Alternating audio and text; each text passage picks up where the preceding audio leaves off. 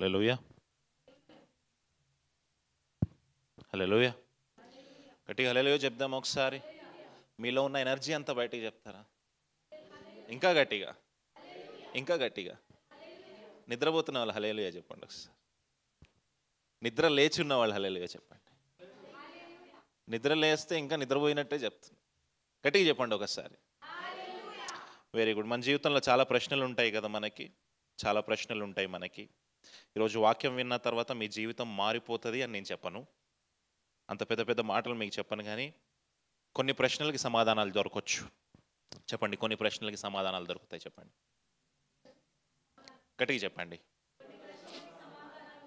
Boys అందరు ముందుకు రండి, ముందుకు రండి. ఫ్రంట్ లైన్లోకి రండి, సెకండ్ లైన్లో అట్లా తల్లి ముందుకు రండి. కొన్ని ప్రశ్నలకు సమాధానాలు దొరుకుతాయనండి. మళ్ళీ లాస్ట్ వీక్ ఏం నేర్చుకునేమన్నా గుర్తుందా? పౌలు గారు, బర్నబా గారు సున్నతి గురించి వాళ్ళు యూదయ ప్రాంతానికి వచ్చిన యూదులతోటి వాళ్ళు ఫైట్ చేసినట్టుగా మనం చూస్తాం కదా. వాళ్ళు యెరూషలేము ప్రాంతానికి వెళ్ళి అక్కడి నుంచి ఒక లెటర్ తీసుకొచ్చినట్టుగా మనం చూస్తాం కదా. అయితే దీనికంటే ముందు ఒకటి చెప్పాలి మీకు. ఏంటి అంటే, ఒక ప్రశ్న ఉంటుంది మన లైఫ్లో ఎప్పుడు కూడా. ఎందుకు అనుకుంటాం ప్రతి దానికి. అనండి, ఎందుకు అనండి, గట్టిగా అనండి. లాస్ట్ వీక్లో ఎన్నిసార్లు ఎందుకు అనుకున్నారు?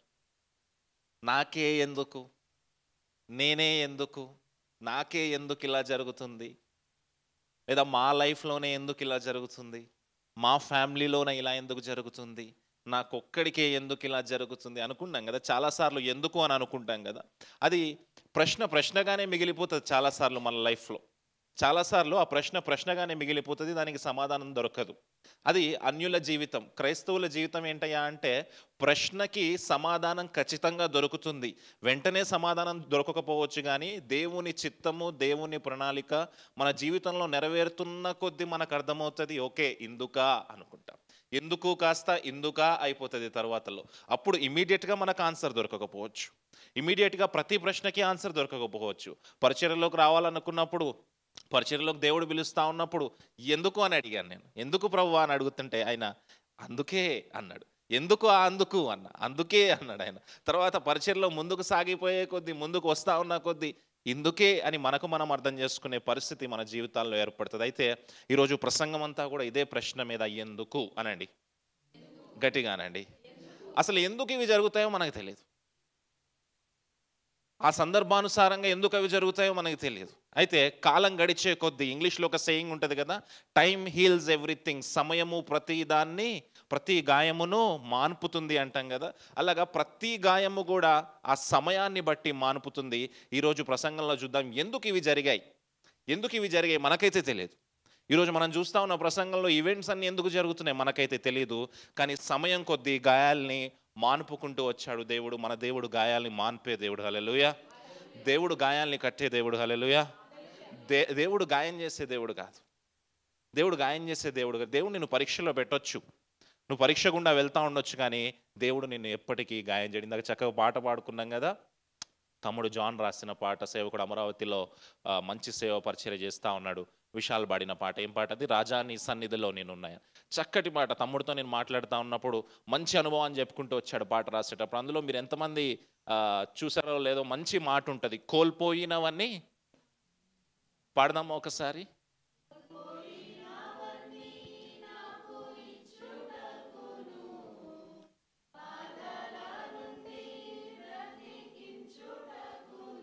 ఏమిస్తాడంట ఆయన?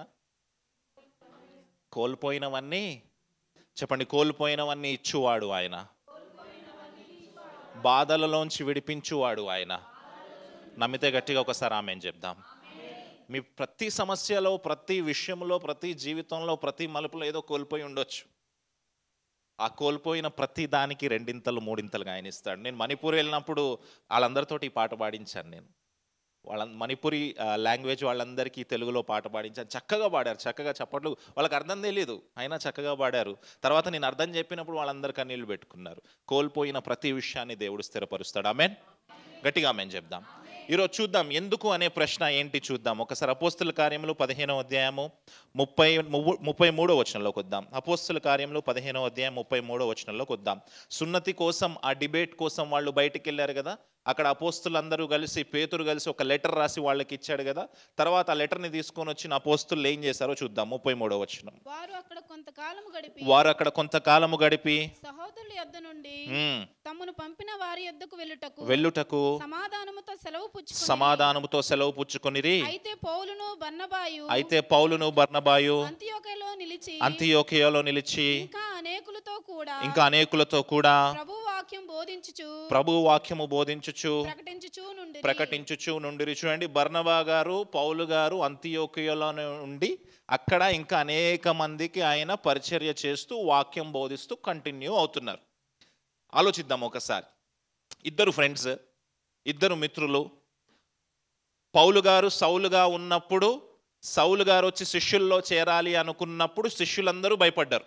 అరే, ఇన్ని రోజులు ఈయనే మనల్ని చంపడానికి వచ్చాడు, ఈయన మనల్లో చేరడం ఏంటి అంటే, అప్పుడు బర్నబా గారు నిల్చొని లేదు లేదు మనం ఈయనకి భయపడాల్సిన అవసరం లేదు, ఈయన కూడా మనలో ఒకడే అని చెప్పి సౌలు గారిని తీసుకొచ్చి శిష్యుల్లో చేర్పించారు. జాగ్రత్తగా వినండి.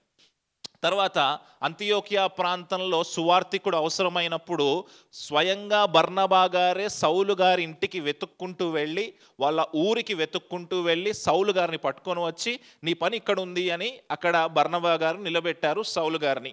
అంటే ఎవ్రీ మూమెంట్ ఆఫ్ లైఫ్ సౌలు గారి జీవితంలో ఒక ప్రత్యేకమైన మలుపులో ప్రతి టైంలో కూడా బర్నబా గారు నిలబడ్డారు, ఎంకరేజ్ చేస్తూ వచ్చారు.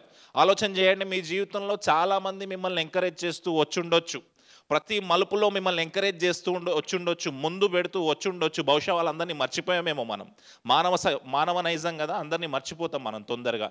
మనం ఎంకరేజ్ చేసే వాళ్ళని ఎక్కువగా మర్చిపోతాం, మనల్ని గాయపరిచే వాళ్ళని ఎక్కువగా గుర్తుపెట్టుకుంటాం. అంతేనా? మనం ఎంకరేజ్ చేసిన వాళ్ళని మర్చిపోయి ఉంటాం. అయితే చూడండి, సౌలు గారిని ఎప్పుడు ఎంకరేజ్ చేసిన వాళ్ళలో ఫస్ట్ పర్సన్ ఎవరయ్యా అంటే బర్నబా. ఒకసారి మీ మైండ్లో ఆలోచన చేసుకోండి, మిమ్మల్ని బాగా ఎంకరేజ్ చేసిన ఒక పర్సన్ గుర్తొస్తాడు మీకు. అమ్మాయి కావచ్చు, అబ్బాయి కావచ్చు, మిమ్మల్ని బాగా ఎంకరేజ్ చేసిన వ్యక్తి ఒక వ్యక్తి ఉంటాడు. అలాగా సౌలు జీవితంలో బాగా ఎంకరేజ్ చేసిన వ్యక్తి ఎవరయ్యా అంటే బర్నబా. వాళ్ళిద్దరి మధ్య రిలేషన్షిప్ చాలా బాగుంది. కానీ ఇక్కడ ఏం జరుగుతుంది చూద్దాం. 36వ వచనంలోకి వద్దాం.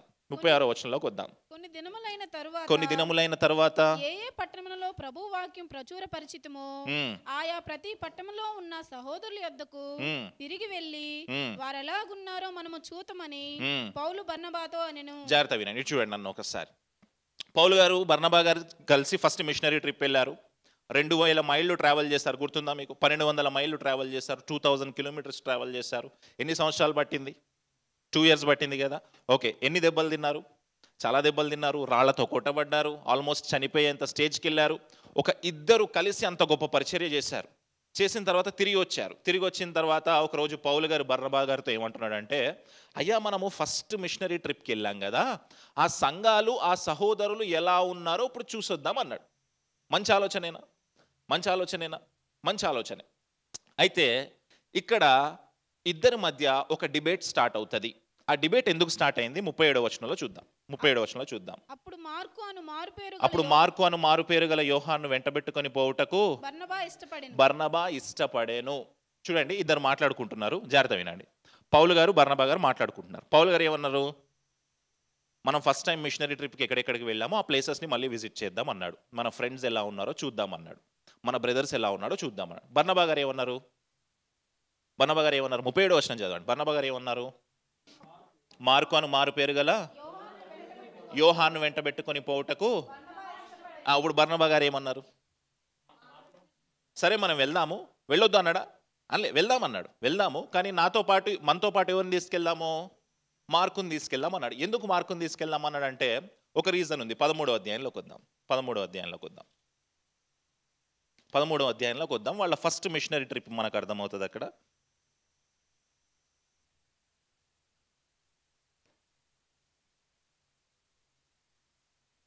13వ వచనం చదువుదాం.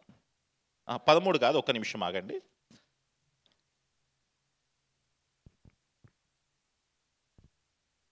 5వ వచనం చదువుదాం. 13వ అధ్యాయం 5వ వచనం చదువుదాం. వారు సలమీలో ఉండగా యూదుల సమాజ మందిరములలో దేవుని వాక్యం ప్రచురించుచుండిరి. యోహాను వారికి అంటే ఫస్ట్ ట్రిప్ లో ఎవరు ఉన్నారు వాళ్ళతోటి ఉన్నడా? ఈ యోహాన్ ఎవరో కాదు, బర్నబా గారి కజిన్ బ్రదర్. జాగ్రత్తగా వినండి, బర్నబా గారి కజిన్ బ్రదర్ యోహాను. వాళ్ళు ఫస్ట్ టైం ట్రిప్కి వెళ్ళినప్పుడు యోహాను గారు వాళ్ళతోటే ఉండి వాళ్ళకి ఉపచారం చేస్తూ ఉన్నాడు. ఇప్పుడు ఆ విషయాన్ని గుర్తు చేస్తున్నారు బర్నబా గారు. మనం ఫస్ట్ టైం వెళ్ళినప్పుడు ఒక గ్యాంగ్తో వెళ్ళాం కదా, ఈసారి కూడా అదే గ్యాంగ్ తోటి వెళ్దాం అంటున్నాడు బర్నబా గారు. కానీ పౌలు గారు దానికి ఒప్పుకోలేదు. చూడండి నెక్స్ట్ వచనం చూడండి. అయితే పౌలు పంఫూలియాలో పని కొరకు తమతో కూడా రాక తమను విడిచిన వాణిని వెంటబెట్టుకొని పోవుటకు యుక్తము కాదని పౌలు ఏమన్నాడు? పౌలు గారు ఏమన్నారు? ఇప్పుడు మళ్ళీ డిస్కషన్ స్టార్ట్ చేద్దాం. పౌలు గారు ఏమన్నారంటే, బర్నబా గారు మనం ఆ ప్రాంతాలన్నిటికీ వెళ్దాం అన్నాడు. బర్నబా గారు ఏమన్నారంటే, మనము వెళ్ళేటప్పుడు మా కజిన్ బ్రదర్ ఉన్నాడు కదా యోహాన్ గారు, ఫస్ట్ టైం మనకు చాలా హెల్ప్ చేశాడు కదా, ఆయనని తీసుకెళ్దాం అన్నాడు. కానీ పౌలు గారు ఏమంటున్నాడంటే, ఆ రోజు మనం పంపూలియా అనే ప్రాంతంలో ఉన్నప్పుడు మనల్ని వదిలేసి వెళ్ళిపోయాడు కదా, ఆ వ్యక్తి రావడం నాకు ఇష్టం లేదు అన్నాడు. చూడండి, గొడవ స్టార్ట్ అయింది. ఎవరి గురించి గొడవ స్టార్ట్ అయింది? వాళ్ళిద్దరి మధ్య ఉన్న డిఫరెన్సెస్ వల్ల కాదుగా, ఒక థర్డ్ పర్సన్ వల్ల గొడవ స్టార్ట్ అయింది. ఆ యోహాను రావడం నాకు ఇష్టం లేదు అన్నాడు. చూడండి 13వ అధ్యాయం 13వ వచనంలోకి రండి. ఒకసారి 13వ అధ్యాయం 13వ వచనంలోకి రండి. తరువాత ఉన్నవారును బయలుదేరి వచ్చిరి. అచ్చట యోహాను వారిని విడిచిపెట్టి ఆ పంఫూలియాలో ఉన్నప్పుడు యోహాను గారు వాళ్ళిద్దరిని విడిచిపెట్టి వెళ్ళిపోయాడు అంట. ఆయనకి అర్థమైందా? పంఫూలియాలో ఉన్నప్పుడు యోహాను గారు వాళ్ళిద్దరిని విడిచిపెట్టి వెళ్ళిపోయాడు. కలిసి పని చేద్దామని వచ్చాడు, కానీ మధ్యలోంచి వెళ్ళిపోయాడు. ఎందుకు వెళ్ళిపోయాడంటే 2-3 రీజన్స్ చెప్పాను ఇంతకుముందు, మీకు గుర్తుందో లేదో. మలేరియా ఫీవర్స్ బాగున్నాయి కాబట్టి భయపడి వెళ్ళిపోయాడు. రెండో విషయం ఏంటంటే, అది అన్యుల దేశాలు కాబట్టి భయపడి వెళ్ళిపోయాడు, మనల్ని కొడతారేమో అని. ఎందుకంటే లుస్త్రా ప్రాంతానికి పౌలు గారు బర్నబా వెళ్ళినప్పుడు కొట్టారు కదా, కొట్టి వాడేశారు కదా, బహుశా దానికి భయపడ్డాడేమో. ఎందుకు వెళ్ళిపోయాడో తెలియదు కరెక్ట్గా రీజన్, కానీ వెళ్ళిపోయాడు. ఇది మాత్రం అయితే ఇంకొక ఇంపార్టెంట్ విషయం ఏంటి అంటే, మంచి టర్మ్స్లో వెళ్ళలేదు. పౌలు గారికి ఎందుకు అంత కోపం వచ్చింది ఇక్కడ? ఆ వ్యక్తి వెళ్ళిపోయాడు కదా, అంటే నార్మల్గా వెళ్ళిపోయి ఉంటే సరే తీసుకెళ్దాం అనేవాడు కదా, కానీ ఏదో గొడవ జరిగింది, వాళ్ళిద్దరి మధ్య వాదులాట జరిగిందేమో, ఇద్దరు తిట్టుకున్నారేమో, లేదంటే మధ్యలో పని విడిచి వెళ్ళిపోయాడని కోపం ఉందేమో పౌలు గారికి. అందుకే పౌలు గారు ఏమన్నారు, ఆ వ్యక్తి రావడం నాకు ఇష్టం లేదు అన్నాడు. తర్వాత ఏం జరిగింది చూద్దాం.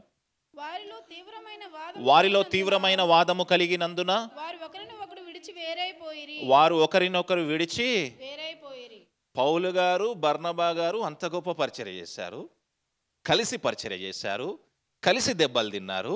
ఇప్పుడు ఏమైపోయారంటే ఇద్దరు లైఫ్ లాంగ్ విడిపోయారంటే, ఇంకెప్పుడు కలుసుకోలేదంట. లాస్ట్లో పౌలు గారు చనిపోయే టైంలో డెత్ బెడ్ మీద ఉన్నప్పుడు మళ్ళీ కలుసుకున్నారు ఇద్దరు, అంటే చూసుకోవడానికి వచ్చారు అంతే, మళ్ళీ ఎప్పటికీ కలుసుకోలే.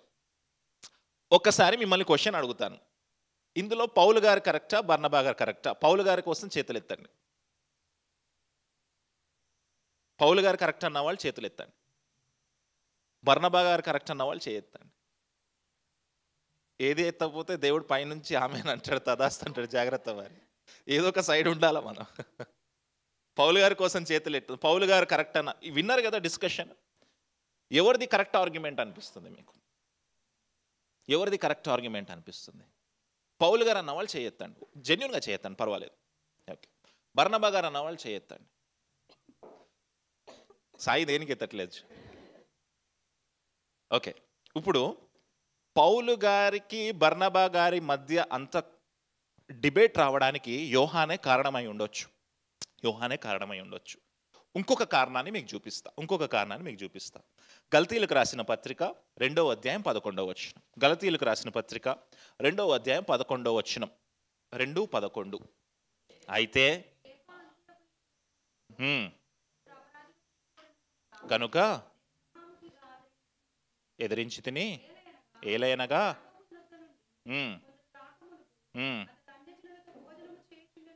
అతడు అన్యజనులతో భోజనము చేయుచుండెను గాని వారు రాగానే సున్నతి పొందిన వారికి. బర్నబా గురించి చెప్తున్నాడు ఇక్కడ పౌలు గారు బర్నబా గురించి చెప్తున్నాడు. నెక్స్ట్ వచనం చదువుదాం.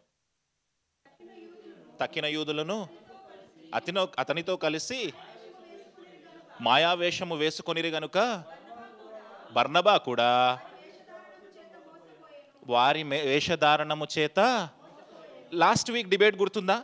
సున్నతి కావాలా సున్నతి వద్దా డిబేట్ గుర్తుందా? ఆ డిబేట్ జరుగుతూ ఉన్న టైంలో ఎవరైతే యూదయ ప్రాంతం నుంచి వచ్చారో వాళ్ళు బర్నబా గారిని కూడా మోసం చేశారంట. బర్నబా గారు ఎవరి సైడ్ తీసుకున్నాడు? ఇప్పుడు వాళ్ళ సైడ్ తీసుకున్నాడు. ఒక టైంలో ఆ సున్నతి పొందే వాళ్ళ సైడ్ తీసుకొని వాళ్ళతో కలిసి భోజనం కూడా చేశాడు. బహుశా పౌలు గారికి అది కోపం ఉందేమో. జాగ్రత్తగా విందాం. పౌలు గారికి ఆ కోపం కూడా ఉందేమో, ఈ డిబేట్ జరగడానికి ఆ కోపం కూడా ఉందేమో. అయితే ఇప్పుడు చెప్పండి, పౌలు గారు కరెక్టా బర్నబా గారు కరెక్టా?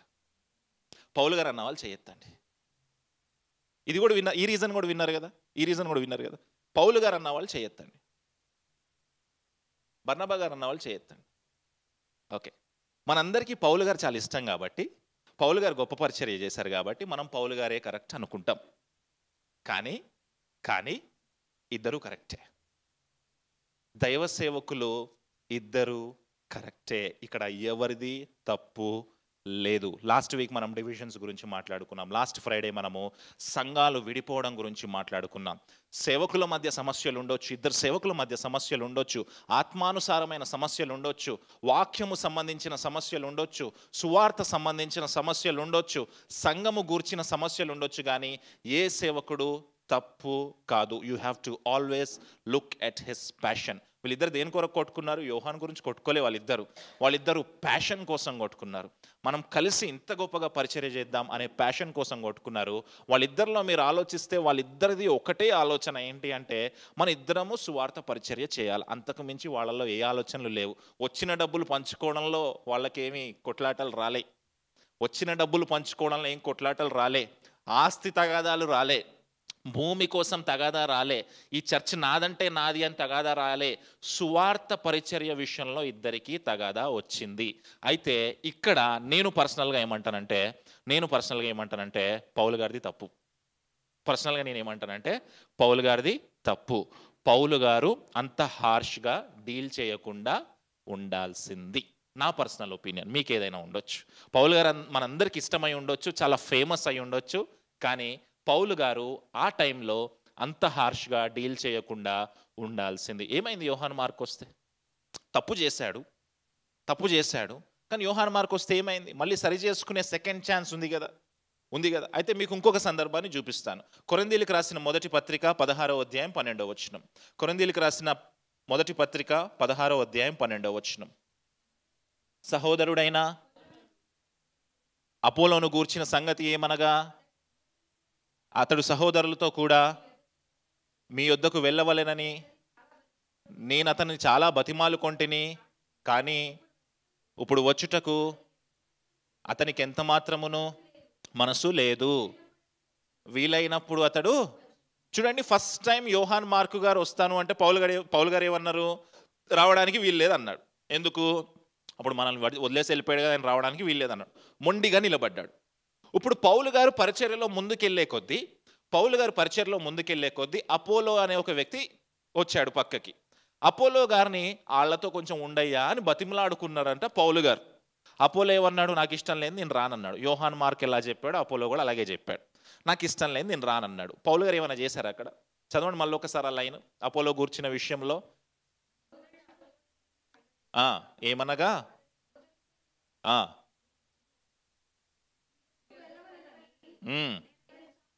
నేను అతన్ని చాలా బతిమాలు కొంటిని, కానీ ఇప్పుడు వచ్చుటకు ఎంత మాత్రమును మనసు లేదు. తర్వాత వీలైనప్పుడు అంటే పౌలు గారు మారిపోయాడా? ఫస్ట్ టైం యోహాను మార్కు విషయంలో ఉన్నప్పుడు ఊగిపోయాడు పౌలు గారు. ఆయన రావడానికి వీలు లేదు అన్నాడు. పరిచర్యలో అనుభవము పెరిగే కొద్దీ పౌలు గారు చాలా మెచ్యూర్డ్గా మారాడు. లాస్ట్ టైం ఆ మొండితనం ఏదైతే ఉందో ఆ మొండితనం చూపించట్లేదు ఈసారి. పౌలు గారు లాంటి వ్యక్తి వెళ్ళి అపోలోని అడిగాడు, కొంచెం వాళ్ళతో ఉండవా? బతిమాలుకొనేను అని ఉంది. పౌలు గారు బతిమాలడం ఏంటి? ఒక 10 మంది సంఘం ఉంటే నాలాంటి ఎవడు ఆపలేడు. బతిమాలరు, ఆర్డర్లు వేస్తారు. అట్లాంటి పౌలు గారు, అన్ని సంఘాలు కట్టిన పౌలు గారు, 1000 ఆత్మలు కట్టిన పౌలు గారు అపోలో గారిని వాళ్ళతో ఉండయ్యా అంటే నేను రానన్నాడంట. అంటే పౌలు గారు ఏమన్నారు తెలుసా? నువ్వు ఎప్పుడు నా దగ్గర రావడానికి వీళ్ళే అనలే. సర్లే నీకు అవకాశం ఉన్నప్పుడే రా. చూడండి పౌలు గారిలో ఎంత డిఫరెన్స్ కనిపిస్తుంది అనుభవంలోకి వెళ్ళే కొద్దీ. అయితే ఇక్కడ మనం ఆలోచించాల్సిన విషయం ఏంటి అంటే, ఆ రోజు పౌలు గారు యోహాను మార్కు విషయంలో కొంచెము రూడ్గా బిహేవ్ చేసి ఉండొచ్చు, కానీ తర్వాత ఆయన యోహాను మార్కు గారితో కలిసి పనిచేశారు తెలుసా. కొలసీలకు రాసిన పత్రిక 4వ అధ్యాయం 10వ వచనం. కొలసీలకు రాసిన పత్రిక 4వ అధ్యాయం 10వ వచనం. కొలసీలకు రాసిన పత్రిక 4వ అధ్యాయం 10వ వచనం. నాతో కూడా చెరలో ఉన్న అరిస్తార్కును బర్నబాకు సమీప జ్ఞాతి అయిన మార్కును. ఇప్పుడు పౌలు గారితో పాటు చెరలో ఎవరున్నారంట? జైల్లో ఎవరున్నారు? మార్కు గారు ఉన్నారంట. అంటే ఏంటి, తర్వాత ఏమైంది? వాళ్ళకి కలిసిపోయారు.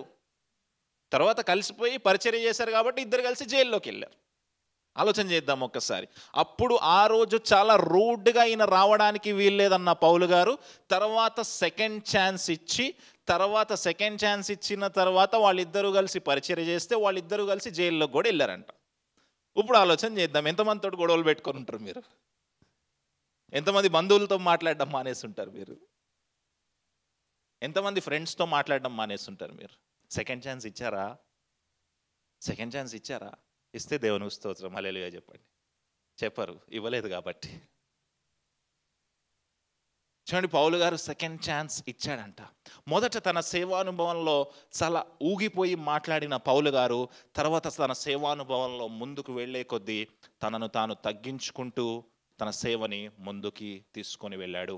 నాయకుడికి కావాల్సిన లక్షణము తగ్గించుకోవడం. చెప్పండి, తగ్గించుకోవడం అనండి. ఇప్పుడు ఆ రోజు మనకు ప్రశ్న వచ్చుండొచ్చు, ఎందుకు ప్రభువా వీళ్ళిద్దరు విడిపోవడము? ఇంత గొప్పగా పరిచర్య చేశారు కదా, ఇంత కలిసి పరిచర్య చేశారు కదా, ఎందుకు ప్రభువా విడిపోవడము అని అనుకొని ఉండొచ్చు. కానీ ఇద్దరు సేవకులు విడిపోయినా కానీ దేవుడు ఆ విడిపోయిన డివిజన్లో కూడా వాళ్ళిద్దరిని చాలా ఉన్నతంగా వాడుకున్నాడు. హల్లెలూయా. ఒక ఇద్దరు సేవకులు విడిపోయినంత మాత్రాన దేవుని సేవకు వచ్చిన నష్టం ఏమీ లేదు, కానీ వారి సేవ ఇంకా గొప్పగా ఉన్నతంగా వాడబడుతుంది. నారాయణగూడ బ్యాప్టిస్ట్ చర్చ్లో శామ్యుల్ అన్న పెద్దయ్య గారికి ఇంకొక పాస్టర్ గారికి గొడవ వచ్చింది.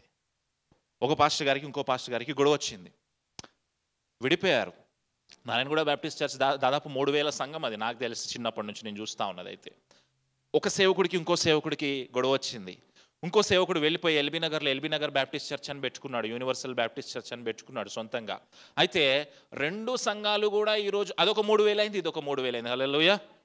దేవుడు సేవకులు విడిపోయినప్పుడు వాడుకుంటాడు. దేవుడు సేవకులు విడిపోయినప్పుడు ఏ డైరెక్షన్లో పెడితే ఆ డైరెక్షన్లో వాడుకుంటాడు, కానీ దేవుడు సేవకుడిని విడిచిపెట్టాడు. హల్లెలూయా. ఆయన సాక్ష్యానికి, ఆయనకు మహిమ కొద్దికి ఆయన ఖచ్చితంగా సేవకుల్ని వాడుకుంటాడు. ఇక్కడ కూడా బర్నబా పౌలు గారు విడిపోయినప్పటికీ వాళ్ళిద్దరిని ఆయన వాడుకున్నాడు. ఇది మొదటి ప్రశ్న. ఎందుకు? అర్థమైందా? ఎందుకు విడిపోయారు? అందుకు విడిపోయారు. ఎందుకు విడిపోయారు? అందుకు విడిపోయారు. ఇప్పుడు నెక్స్ట్ ప్రశ్నలోకి వెళ్దాం. 16వ అధ్యాయం మొదటి వచనం. చదవండి, అది కూడా ఫినిష్ చేయండి. పౌలు శీలను ఏర్పరచుకొని సహోదరుల చేత ప్రభు కృపకు అప్పగించబడిన వాడై బయలుదేరి సంఘములను స్థిరపరచుచు సిరియా కిలికియా దేశముల ద్వారా సంచారము చేయుచుండెను. విడిపోయినంత మాత్రమే పరిచర్య ఆగిపోలే.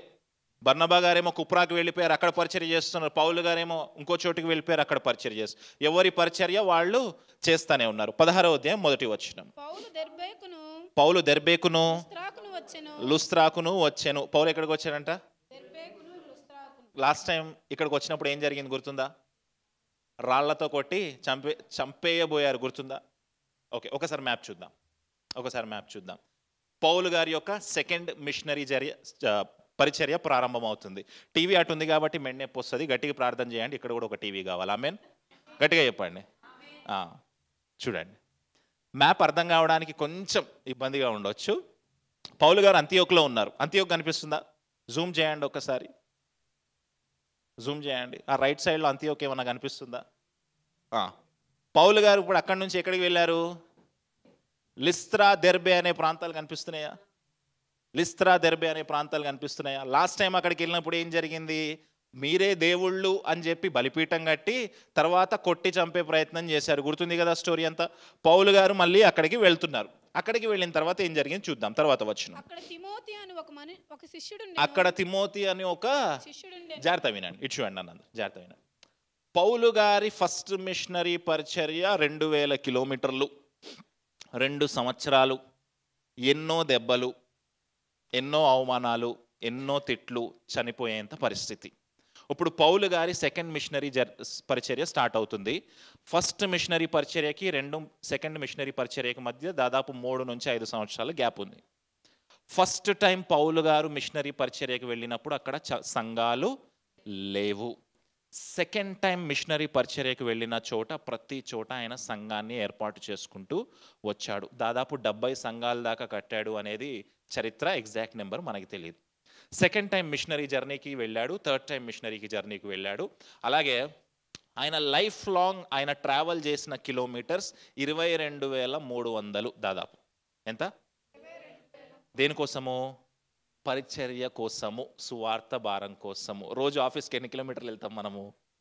అలసిపోతాం కదా వెళ్ళొచ్చిన తర్వాత. ఆఫీస్ దగ్గరలోనే హాస్టల్ తీసుకుంటాం కదా, దగ్గరగా ఉండాలని చెప్పి. చర్చ్ కొంచెం దూరంగా ఉంటే రాంగ్ కదా. ఇప్పుడు ఇది తీసి సంగారెడ్డిలో పెట్టాను అనుకోండి, వస్తారా? ఆహా, రాము కదా. చూడండి, పౌలు గారు 22,000 కిలోమీటర్లు ట్రావెల్ చేశారు తన లైఫ్ టైం స్పాన్లో. అయితే లుస్త్రాకి దెర్బేకి వెళ్ళినప్పుడు పౌలు గారికి అక్కడ ఒక వ్యక్తి కనిపించాడంట. ఎవరతను? తిమోతి గారు. తిమోతి అనే ఒక శిష్యుడు ఉండెను.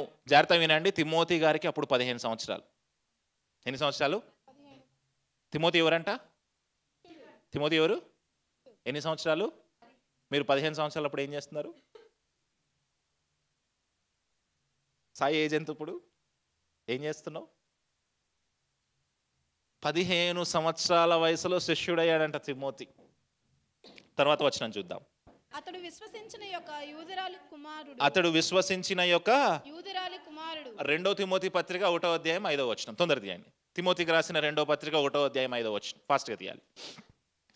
తిమోతికి రాసిన 2వ పత్రిక 1వ అధ్యాయం 5వ వచనం. నీ కన్నీళ్లు నా ప్రార్థనలు యందు ఎడతెగక నీ కన్నీళ్లను తలంచుకొని నాకు సంపూర్ణ ఆనందము కలుగుటకై నిన్ను చూడవల్లని రేయింబగులు ఆపేక్షించుచు నీ అందున్న నిష్కపటమైన విశ్వాసమును జ్ఞాపకం చేసుకొని. తిమోతి రాసిన 2వ పత్రిక 1:5 చదువుతున్నారా? నీ అవ్వ అయిన లోయిలోను నీ తల్లి అయినా అవ్వమ్మ పేరేంటి? కాదు, నాకు అర్థం కావట్లేదు. అందరు బ్రెయిన్ ఎక్కడ ఉంది? ఇక్కడే ఉన్నారా? మరి ఎందుకు మిస్టేక్ అవుతుంది? అవ్వ పేరేంటి? లోయి. తల్లి పేరేంటి? చూడండి, గొప్ప విశ్వాసులైన లోయి యునికే ఇంట్లో ఉన్నాడు తిమోతి. తల్లి విశ్వాసురాలు, అమ్మమ్మ కూడా విశ్వాసురాలు. అయితే ఈ తిమోతి గురించి ఇంకో ఇంపార్టెంట్ డీటెయిల్ ఉంది. ఇదే 16వ అధ్యాయంలో చదవండి. అతడి శిష్యుడు మాత్రమే కాదు, అతని తండ్రి గ్రీసు దేశస్థుడు. అంటే తండ్రి గ్రీసు దేశస్థుడు, తల్లి యూదురాలు. అంటే హైబ్రిడ్ మ్యారేజ్ అన్నమాట. బహుశా ఇంటర్ క్యాస్ట్ లేదా ఇంటర్ కల్చరల్ మ్యారేజ్ అయి ఉంటుంది. తండ్రి గ్రీసు దేశస్థుడు, తల్లి యూదురాలు. తల్లి మంచి విశ్వాసురాలు, అమ్మమ్మ మంచి విశ్వాసురాలు. వాళ్ళ దగ్గర పెరిగాడు. 15 సంవత్సరాల వయసు. 2వ వచనంలోకి వద్దాం. అతడు లుస్త్రాలోను ఇకోనియాలోను మంచి పేరు పొందినవాడు. అతడు తనతో కూడా బయలుదేరి రావాలని పౌలు కోరుకున్నాడంట తిమోతిని రమ్మని చెప్పి. Paul is giving the invitation to Timothy. తిమోతికి ఇన్విటేషన్ ఎవరు ఇచ్చారు? పౌలు గారు ఇచ్చారు. 15 సంవత్సరాల కుర్రోళ్ళలో పౌలు గారికి ఏం కనిపించిందో జాగ్రత్త వినండి. 15 సంవత్సరాల కుర్రోళ్ళలో పౌలు గారికి ఏం కనిపించిందో. మనలో ఏమన్నా కనిపిస్తుందా? నాయకుడు మనల్ని పేరు పెట్టి పిలిచి ఆ పని అప్పగించడానికి ఏమన్నా కనిపిస్తుందా? 15 సంవత్సరాల వయసున్న తిమోతి లైఫ్లో ఏదో కనిపిస్తుంది పౌలు గారికి. చూడండి, ముందుకు వెళ్దాం. చూడండి, అతని తండ్రి గ్రీసు దేశస్థుడని ఆ ప్రదేశంలోని యూదులకందరికీ తెలియను గనుక వారిని బట్టి అతన్ని తీసుకొని, మళ్ళీ చదవండి ఆ లైన్. ఏం చేయించాడంట? ఎవరికి? పౌలు గారు అంతకుముందు అధ్యాయంలో ఏమన్నాడు? పౌలు గారు ఏమన్నాడు అంతకుముందు? ఇప్పుడు 2 గ్రూప్స్కి గొడవ వచ్చింది. సున్నతి కావాలని ఒక గ్రూప్, సున్నతి వద్దు అని ఒక గ్రూప్. పౌలు గారు ఏ గ్రూప్లో ఉన్నాడు? సున్నతి మరి ఎందుకు పౌలు గారు తిమోతి గారికి సున్నతి చేయించారు?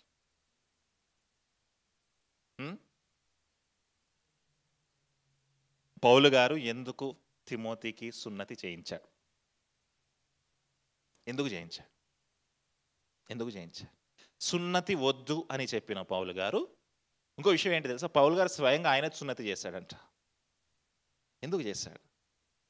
అయితే ఇంకో సందర్భాన్ని చూపిస్తాను మీకు, ఇంకో సందర్భాన్ని చూపిస్తాను. గల్తీలకు రాసిన పత్రిక 2వ అధ్యాయం 3వ వచనం. గల్తీలకు రాసిన పత్రిక 2వ అధ్యాయం 3వ వచనం.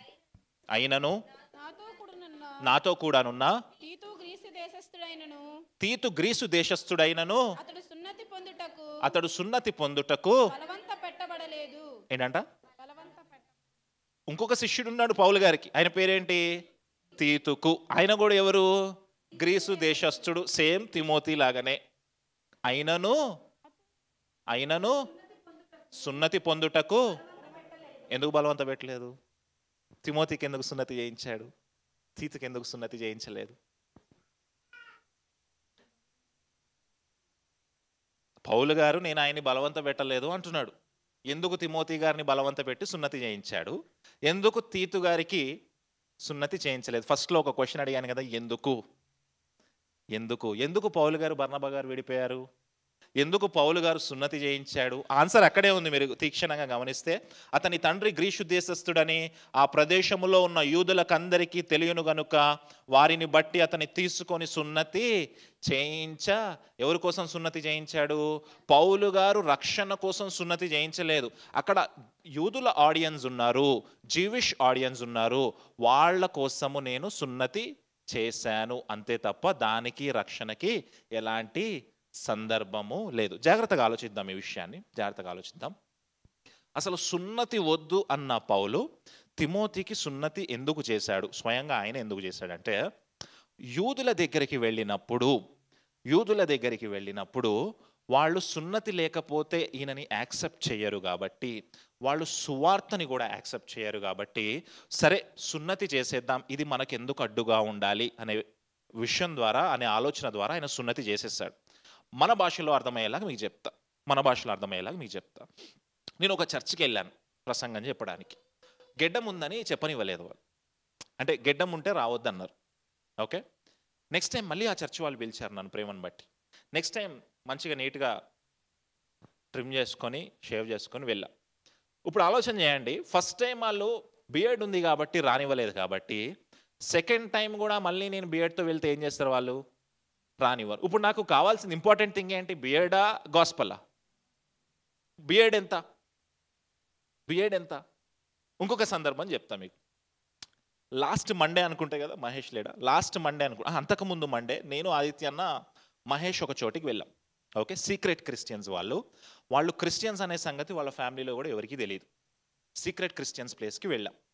అయితే పాస్టర్ గారు నాకు ఏం చెప్పాడంటే, అన్న నేను ఇక్కడ పరిచర్య చేస్తున్నాను, మీరు రాగానే వాళ్ళకు బొట్లు ఉంటాయి, విగ్రహాలు ఉంటాయి, అన్నీ ఉంటాయి, ఇంట్లో ప్రసాదాలు అన్నీ కనిపిస్తాయి, మీరు కొంచెం ఏం టెన్షన్ పడకుండా మీరు రండి అన్నాడు.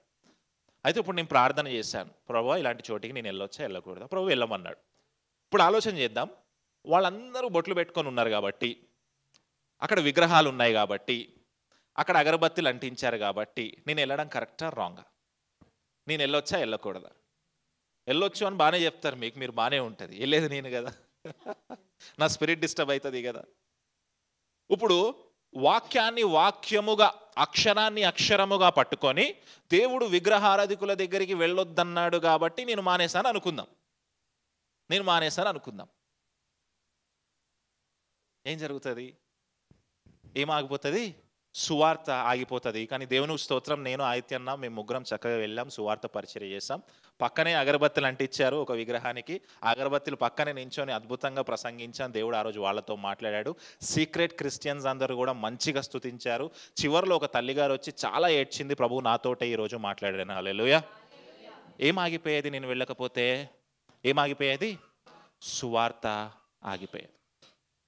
ఆ రోజు గెడ్డం తీసుకోకపోతే ఏం ఆగిపోయేది? సువార్త ఆగిపోయేది. చూడండి, మన లైఫ్లో చాలా కన్విక్షన్స్ ఉంటాయి, మనకి మన లైఫ్లో చాలా స్టాండర్డ్స్ ఉంటాయి. ఓకే, కొన్ని విషయాల్లో స్త్రీలు ముసుగు వేసుకోవాలి అని ఏవో డౌట్స్ పెడతారు లేదా కండిషన్స్ పెడతారు. ఓకే, మన సంఘంలో అయితే నేనేమి ఇబ్బంది పెట్టాను. అగో తల్లిగారు ఆల్రెడీ వేసేసుకుంటున్నారు, అవసరం లేదు, మీ ఇష్టం, వేసుకుంటే వేసుకోండి లేకపోతే అవసరమే లేదు. అయితే వేరే సంఘాలకి మీరు వెళ్ళినప్పుడు, ముఖ్యంగా చెల్లెలకు చెప్తా ఉన్నా, వేరే సంఘాలకి మీరు వెళ్ళినప్పుడు ఒకవేళ వాళ్ళు ముసుగు గురించి కండిషన్ పెడితే వేసుకోండి, పోయిందేముంది. మీకు ముసుగు ఇంపార్టెంటా లేదంటే సువార్త ఇంపార్టెంటా? సువార్త ఇంపార్టెంట్. ఆ రోజు పౌలు గారికి సున్నతి ఇంపార్టెంటా సువార్త ఇంపార్టెంటా అంటే ఆయన సువార్త ఇంపార్టెంట్ అనుకున్నాడు. హల్లెలూయా.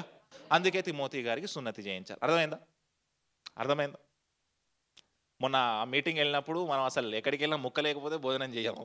అట్లాంటి మంచి వెజిటేరియన్ భోజనం పెట్టారు. వాళ్ళంతా వెజిటేరియన్స్, వాళ్ళు బ్రాహ్మిన్స్. వాళ్ళు ఉన్నతమైన విషయం ఏంటంటే అందులో ఒక గొప్ప పెద్ద ప్రవచనకారుడు, మన తెలుగు రాష్ట్రాల్లో ఉన్న ఒక పెద్ద ప్రవచనకారుడి యొక్క తమ్ముడి కొడుకు కూడా ఉన్నాడు. ఆయన వచ్చి నన్ను హగ్ చేసి, జనరల్గా వాళ్ళు మనల్ని అంటే అట్లా అనకూడదు కానీ ముట్టుకోరు, జనరల్గా హగ్ చేసుకున్నాడు, చక్కగా మాట్లాడాడు. ఆలోచన చేద్దాం, ఒకవేళ నేను అక్కడికి వెళ్లకుండా నేను ఆగిపోయి, ప్రవ్వా నేను ఈ చోటికి నేను వెళ్ళాను, వాళ్ళు బొట్లు పెట్టుకున్నారు, వాళ్ళు విగ్రహాలు ఉన్నాయి, అగరబత్తులు, నేను వెళ్ళానంటే దేవుడు ఏమంటాడు? నువ్వు వెళ్ళరా బాబు, ఫస్ట్ సువార్త ఇంపార్టెంట్ అంటాడు. చూడండి, ఒకవేళ మనకి అక్కడికి వెళ్ళి మనం ఆ విత్తనము వేయకపోతే, ఆ వాక్యము వాళ్ళకి బోధించకపోతే ఆ రోజు దేవుడు వాళ్ళతో మాట్లాడేవాడా? చూడండి, ఒకవేళ సున్నతి అనేది తిమోతికి అడ్డై ఉంటే, పౌలుకి అడ్డై ఉంటే, తిమోతి తర్వాత గొప్ప పరిచర్య చేసేవాడా? మీకేం చెప్పదలుచుకున్నానంటే కొన్ని విషయాలు కన్విక్షన్స్ ఉంటాయి లైఫ్లో, వాటి విషయంలో స్ట్రిక్ట్గా ఉండాల్సిన పని లేదు. కొంచెం లిబరల్గా ఆలోచిద్దాం, కొంచెం స్వాతంత్రంగా ఆలోచిద్దాం, కొంచెం మెరుగ్గా ఆలోచిద్దాం. ఏది జరిగినా సరే దేవుని సువార్త పరిచర్య జరగాలి. పౌలు బర్నబా విడిపోయినా ఎందుకు అంటే దేవుని పరిచర్య జరగాలి. తిమోతికి సున్నతి చేయించాడు ఎందుకు అంటే దేవుని పరిచర్య జరగాలి. వెరీ గుడ్, ముందుకు వెళ్దాం. వారు ఆయా పట్టణములలో వెళ్ళుచు యెరూషలేములోనున్న అపోస్తలులను పెద్దలను నిర్ణయించిన విధులను గైకొనుటకు వాటికి వారిని అప్పగించిరి. కనుక సంఘములు విశ్వాసమందు స్థిరపడి అనుదినము లెక్కకు విస్తరించుచుండెను. చూడండి, సున్నతి అనే ఒక ప్రోగ్రాం జరిగిపోయిన తర్వాత దేవుడు ఎంత గొప్ప కార్యం చేసుకుంటూ వచ్చాడు. అక్కడ ఎంత గొప్ప కార్యం చేసుకుంటూ వచ్చాడు. సంఘములు లెక్కకు విస్తరించుచుండెను. అనుదినము అంటే ప్రతిరోజు చర్చ యాడ్ అవుతుందంట, ప్రతిరోజు విశ్వాసులు యాడ్ అవుతున్నారంట. అంత గొప్ప పరిచర్య జరిగింది. 6వ వచనంలోకి వద్దాం. ఆసియాలో వాక్యము చెప్పకూడదని పరిశుద్ధాత్మ వారిని ఆటంకపరిచినందున వారు పుగ్రియా గలతియా ప్రదేశముల ద్వారా వెళ్ళిరి. ఫ్రుగ్రియా గలతియా ప్రదేశముల ద్వారా వెళ్ళిరి. ఆసియాలో వాక్యం ఎందుకు చెప్పొద్దు అన్నాడు దేవుడు? చక్కగా పౌలు గారు, తిమోతి గారు, పౌలు, శిల, తిమోతి ముగ్గురు బయలుదేరారు. ఓకే, కానీ వాళ్ళు ఎక్కడికి వెళ్దాం అనుకున్నారు? ఆసియాకి వెళ్దాం అనుకున్నారు, అంటే టర్కీకి వెళ్దాం అనుకున్నారు. వాళ్ళకి దగ్గరగా ఏషియన్ కంట్రీ ఏది ఉందంటే టర్కీ ఉంది. టర్కీకి వెళ్ళాలనుకున్న వాళ్ళని దేవుడు ఎందుకు ఆపాడు? స్టార్టింగ్లో మీకు చెప్పాను ఎందుకు. మొదటి ఎందుకేంటి? పౌలు గారికి బర్నబా గారికి గొడవ ఎందుకు వచ్చింది. రెండో ఎందుకేంటి? పౌలు గారు ఎందుకు తిమోతికి సున్నతి. ఇప్పుడు ఇది థర్డ్ ఎందుకు పరిశుద్ధాత్మ దేవుడు ఆసియాకి వెళ్లకుండా ఆపాడు? ఎందుకు ఆపాడు? డేవిడ్ లివింగ్స్టన్ గారు చైనాకి వెళ్ళాలనుకుంటే దేవుడు ఎందుకు ఆఫ్రికాకి పంపించాడు? డేవిడ్ లివింగ్స్టన్ అనే ఒక మిషనరీ చైనాకి వెళ్ళాలని అనుకుంటే దేవుడు ప్రార్థన చేస్తా ఉన్నప్పుడు మాట్లాడి, నువ్వు అక్కడికి కాదు, నువ్వు ఆఫ్రికాకి వెళ్ళాలని ఆఫ్రికాకి పంపించాడు. విలియం కేరీ గారు పొలినేషియా అనే ఒక దేశానికి వెళ్ళాలనుకున్నాడు, కానీ విలియం కేరీ గారిని ఎక్కడికి పంపించాడు దేవుడు? ఇండియాకి పంపించాడు. ఎందుకు పంపించాడు? ఎందుకు ఆసియాకి వెళ్ళాలనుకున్న పౌలు, తిమోతి, శిలను దేవుడు ఆపి వేరే ప్రాంతానికి పంపించాలనుకున్నాడు? ఆన్సర్ అయితే ఐ డోంట్ నో. ఆన్సర్ అయితే నాకు తెలియదు. కొన్ని సందర్భాల్లో సమాధానాలు మనకు తెలియవు. మనం ఆలోచిస్తూ ఉండగా ప్రభువా నాకు ఎందుకు ఇది జరుగుతుంది? ఇందాక మీకు చెప్పాను, టైం హీల్స్ ఎవ్రీథింగ్. సమయము ప్రతి గాయమును కడుతుంది. సమయము ప్రతి దానికి సమాధానము చెప్తుంది. అప్పటికప్పుడు మన దగ్గర ఇమ్మీడియట్గా ఆన్సర్ లేకపోవచ్చు, కానీ ముందుకు వెళ్ళే కొద్దీ ప్రతి ప్రశ్నకు సమాధానం ఖచ్చితంగా దొరుకుతుంది. చూద్దాం, ఎక్కడికి వెళ్ళారు వాళ్ళు? గలతియా ప్రాంతములకు ద్వారా వెళ్ళిరి. మాసియా దగ్గరకు వచ్చి బితునియా వెళ్ళుటకు ప్రయత్నము చేసిరి, కానీ యేసు యొక్క ఆత్మ వారిని వెళ్ళనీయలేదు. మళ్ళీ సెకండ్ టైం ఆపుతుంది ఆత్మ. సెకండ్ టైం ఆపుతుంది. చూడండి, ఆసియా ప్రాంతానికి వెళ్తే ఆపింది, ఇంకొక ప్రాంతానికి బితూనియాకి వెళితే కూడా ప్రయత్నం చేసిరి, కానీ యేసు యొక్క ఆత్మ వారిని వెళ్ళనీయలేదు. అంతటా వారు మాసియాను దాటిపోయి త్రోయకు వచ్చిరి. అప్పుడు మాసిదోనియా దేశస్థుడు ఒకడు నిలిచి, నీవు మాసిదోనియాకు వచ్చి మాకు సహాయం చేయమని తనను వేడుకున్నట్టు రాత్రివేళ పౌలుకి దర్శనము కలిగేను. ఆ త్రోయ అనే ప్రాంతానికి వెళ్ళిన తర్వాత పౌలు గారు పడుకున్నప్పుడు ఒక దర్శనం వచ్చిందంట. ఆ దర్శనంలో మాసిదోనియాకి చెందిన ఒక వ్యక్తి వచ్చి, నువ్వు ఆ ప్రాంతానికి వెళ్ళడానికి వీల్లేదు, మా మాసిదోనియాకి రా అన్నాడంట. ఎక్కడికి రమ్మన్నాడు? ఎక్కడికి రమ్మన్నాడు? ఎందుకు పౌలు గారిని దేవుడు ఆసియాకి పంపించలేదు? మాసిదోనియాకి పంపించాలి కాబట్టి. అయితే ఇక్కడ పౌలు గారికి దర్శనంలో కనపడిన వ్యక్తి ఎవరు అంటే లూకా అని చెప్తారు. ఎవరు? లూకా గారు ఎవరు? లూకా గారు ఎవరు? లూకా గారు ఏ పుస్తకాలు రాశారు? అపోస్తుల కార్యములు, లూకా సువార్త ఆయనే రాశాడు కదా.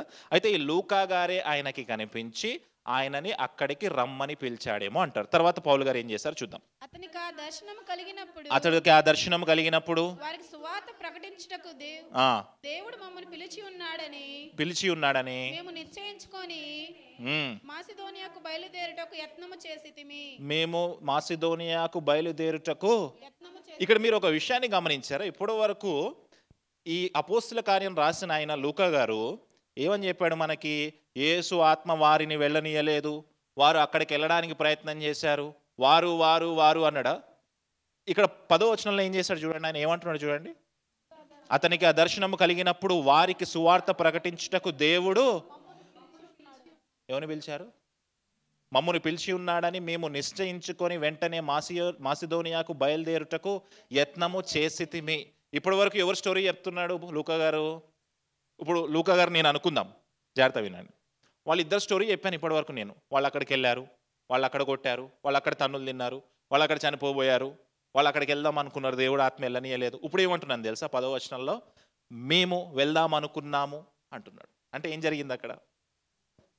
లూకా గారు ఈ గ్యాంగ్తో పాటు ఇప్పుడు లూకా గారు కూడా కలిశారు.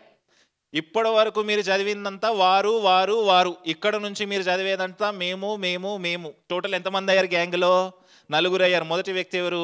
పౌలు గారు. రెండో వ్యక్తి ఎవరు? శిల. మూడో వ్యక్తి ఎవరు? తిమోతి. 4వ వ్యక్తి ఎవరు? లూకా. ఇక్కడ నుంచి ఎక్కడ చదివినా గారే లూకా గారు మేము మేము మేము అంటాడు. అంటే ఆ గ్యాంగ్లో ఎవరున్నారా ఇప్పుడు? లూకా గారు కూడా. చూడండి, ప్రొనౌన్స్ మారిపోయినాయి. ఇప్పటి వరకు దే దెమ్ అన్నాడు, ఇప్పుడు వి అంటున్నాడు. ప్రొనౌన్స్ మారిపోయినాయి, మేము అంటున్నాడు ఆయన. చూద్దాం 11వ వచనం. కాబట్టి మేము త్రోయను విడిచి మళ్ళీ అంటున్నాడా మేము అని? మళ్ళీ అంటున్నాడా? కాబట్టి మేము త్రోయను విడిచి ఓడ ఎక్కి సమోత్రాకేకును మరునాడు నెయోపోలికిని అక్కడ నుండి ఫిలిప్పికిని వచ్చితిమి. తర్వాత 12వ వచనం. మాసిదోనియా దేశంలో ఆ ప్రాంతమునకు అది ముఖ్య పట్టణమును రోమిల ప్రవాస స్థానమునై ఉన్నది. ఒక ఇంపార్టెంట్ సిటీలోకి వెళ్ళారు. 13వ వచనం. మేము కొన్ని దినములు ఆ పట్టణములో ఉంటిమి. విశ్రాంతి దినమున గవిని దాటి నదీ తీరమున ప్రార్థన జరుగుకొనుగని అక్కడికి వచ్చి కూర్చుండి కూడి వచ్చిన స్త్రీలతో మాట్లాడుచుంటిమి. జాగ్రత్త వినండి. చూడండి, ఎక్కడైనా సరే పౌలు గారు ఫస్ట్ పరిచర్యకు వెళ్ళినప్పుడు మొదట ఎవరికి సువార్త చెప్పాడు? యూదులకు చెప్పాడు, తర్వాత అన్యులకి చెప్పాడు. ఇప్పుడు పౌలు గారు మళ్ళీ యూదుల దగ్గరికి వెళ్తున్నాడు. అయితే ఈ యూదులందరూ ఎక్కడ ఉన్నారంట? వాళ్ళు ఎక్కడ కూడుకున్నారంట? నదీ తీరమున కూడుకున్నారంట. నార్మల్గా యూదులు ఎక్కడ కూడుకుంటారు? సమాజ మందిరంలో కూడుకుంటారు. మరి ఇక్కడ ఎందుకు నదీ తీరంలో కూడుకున్నారు? జాగ్రత్త వినండి. చట్టం ఏం చెప్తా ఉందంటే, వాళ్ళ ధర్మశాస్త్రం ఏం చెప్తా ఉందంటే, 10 మంది యూదులు ఉంటే సమాజ మందిరం కట్టేయాలి. 10 మంది లేదా అంతమంది కంటే ఎక్కువ ఉంటే సమాజ మందిరం కట్టేయాలి. కానీ ఇక్కడ ఎంతమంది ఉంటారు? 10 కంటే. వాళ్ళకి సమాజ మందిరం లేదు కాబట్టి ఎక్కడో పక్కన రివర్ దగ్గర కూడుకున్నారు. అంటే ఏంటి అర్థము? ఎంతమంది ఉన్నారు? 10 మంది కంటే తక్కువ మంది ఉన్నారు. ఒకసారి ఆలోచన చేద్దాం. పౌలు గారు ఆసియాకి వెళ్ళి గొప్ప పరిచర్య చేయాలనుకున్నాడు. పరిశుద్ధాత్మ ఏం చెప్పింది? అక్కడ వెళ్ళొద్దు అంది. వెళ్ళొద్దు అని ఎక్కడికి తీసుకొచ్చింది? మాసిదోనియాలో ఎంతమంది ఉన్నారు? 10 మంది కూడా లేరు. పౌలు గారు ఏమనుకుంటా ఉంటాడు తన మైండ్లో? పౌలు గారు తన మైండ్లో ఏమనుకుంటాడు? ఇప్పుడు నాలాంటి స్పీకర్ అనుకుందాం, పౌలు గారు ఏమనుకుంటాడు? ఎందుకు ప్రభువా 10 మంది కూడా లేరు, ఎందుకు ఇక్కడికి నేను అనుకొని ఉంటాడు కదా. జనరల్గా మన ఆలోచన అలాగే ఉంటుంది, మన ఆలోచన అలాగే ఉంటుంది. అయితే ఇక్కడ ఇంకొక ఇంపార్టెంట్ విషయం ఏంటి అంటే, నదీ తీరములో కూడుకున్నారు. వాళ్ళ ధర్మశాస్త్రము ప్రకారం ఒకవేళ వాళ్ళకి 10 మంది కంటే తక్కువ ఉంటే, సమాజ మందిరము లేకపోతే వాళ్ళందరూ వెళ్ళి నదీ తీరము దగ్గర ఉండి కూడుకొని ప్రార్థన చేయొచ్చు. ధర్మశాస్త్రం చెప్తా ఉంది నదీ తీరము దగ్గర ప్రార్థన చేయొచ్చు. అది కూడా ఎలాంటి వాటర్ దగ్గర ప్రార్థన చేయాలి అంటే, ఫ్లోటింగ్ వాటర్ దగ్గరే ప్రార్థన చేయాలంట. చెరువు దగ్గర చేయకూడదు. చెరువు దగ్గర నీళ్లు ఆగిపోయి ఉంటాయి కదా, ఆగిపోయి ఉన్న చోట ప్రార్థన చేయకూడదు. ఫ్లోటింగ్ వాటర్ దగ్గరే ప్రార్థన. చూడండి ఎన్ని రూల్స్ ఉన్నాయో వాళ్ళకి. అంటే ఫ్లోటింగ్ వాటర్ అంటే అందులో జీవం ఉంది అని నమ్ముతారంట వాళ్ళు. దాన్ని మిక్వా అంటారు వాళ్ళు. మిక్వా అనండి అంటే అందులో వాళ్ళు మునిగి తేలుతారు. మనం బ్యాప్టిజం తీసుకుంటాం కదా, అలాగే యూదులు కూడా వాళ్ళకు ఒక రిచువల్ ఉంటుంది. అందులో మునిగి తేలిన తర్వాత మా పాపాలన్నీ కడిగివేయబడ్డాయి అని అనుకుంటారు. మిక్వా అంటారు దాన్ని. అయితే నార్మల్ చెరువుల్లో బాప్తిజం తీసుకోరు యూదులు. చెరువుల్లో బాప్తిజం తీసుకోరు. మనం బ్యాప్టిజం ట్యాంకులు ఇస్తాం కదా, అట్లా తీసుకోరు వాళ్ళు రన్నింగ్ వాటర్లోనే బాప్టిజం తీసుకుంటారు. అందుకే బాప్తిజం ఇచ్చి యోహాను ఎక్కడ బాప్తిజం ఇచ్చాడు? యోర్దాను నదిలో రన్నింగ్ వాటర్ ఉన్న చోట ఇచ్చాడు. అయితే అందుకే వీళ్ళు ఎక్కడ కూడుకున్నారు? నదీ తీరమున కూడుకున్నారు. తర్వాత ఏం జరిగింది చూద్దాం. అప్పుడు లూదియాయను దైవభక్తి గల ఒక స్త్రీ వినుచుండెను. ఆమె ఊదా రంగు పొడిని అమ్ముతూ తుయతైర పట్టణస్థురాలు. ప్రభు ఆమె హృదయము తెరచును గనుక పౌలు చెప్పిన మాటల యందు లక్ష్యముంచెను. ఆమెను ఆమె ఇంటి వారును బాప్తిస్మము పొందినప్పుడు ఆమె నేను ప్రభువునందు విశ్వాసము గలదానని మీరు ఎంచితే నా ఇంటికి వచ్చి ఉండుడని వేడుకొని మమ్మను బలవంతము చేశాను. Very good. చూడండి, పౌలు గారు అక్కడికి వెళ్ళాడు. 10 మంది కూడా లేరు. 10 మంది కూడా లేనప్పటికీ వాళ్ళందరికీ ఆయన పరిచర్య చేశాడు. అందులో ఒక బిజినెస్ ఉమెన్ ఉందంట. ఏమమ్ముతుందంట? ఆమె ఊదా రంగు అంటే పర్పుల్ అమ్ముతుందంట. ఆ రోజు పర్పుల్ ఎవరి దగ్గర ఉంటే వాళ్ళు చాలా రిచ్ అని అర్థము. ఆ పర్పుల్ అమ్ముతా ఉన్న స్త్రీని ప్రభు అక్కడ పట్టుకున్నాడు, మార్చుకున్నాడు, నిలబెట్టుకున్నాడు, పరిచర్య సాగించాడు. అయితే 3 ఎందుకులు మాట్లాడుకున్నాము. మిగతా ఎందుకులు అనేవి నెక్స్ట్ వీక్ మాట్లాడుకుందాము. ఈరోజు ఏమేమి ఎందుకులు మాట్లాడుకున్నాం. ఫస్ట్ ఎందుకు ఏంటి? పౌలు బర్నబా. రెండో ఎందుకేంటి? సున్నతి ఎందుకు చేశాడు. మూడో ఎందుకేంటి? ఎందుకు ఆసియాని ఆపి మాసిదోనియాకి పంపించాడు.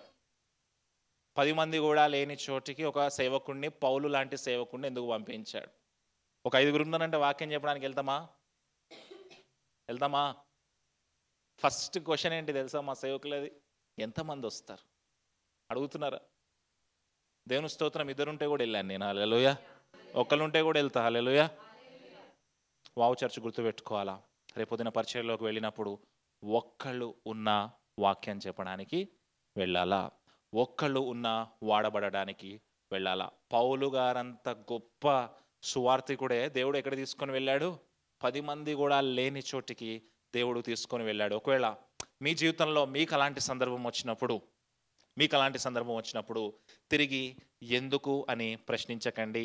డైరెక్ట్గా అక్కడికి వెళ్ళి మీరు పరిచర్య చేయండి. లూదియాని ఎలా అయితే దేవుడు మార్చుకున్నాడో అక్కడ మీ ద్వారా దేవుడు కార్యం జరిగించడానికి ఇష్టపడతా ఉన్నాడు. హల్లెలూయా. దేవుడు ఈరోజు మీతో మాట్లాడాలని నేను నమ్ముతా ఉన్నాను.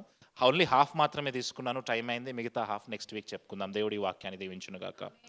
ఆమేన్. వైజీ వచ్చి ప్రభు వాళ్ళలోకి నడిపిస్తుంది. సాయి.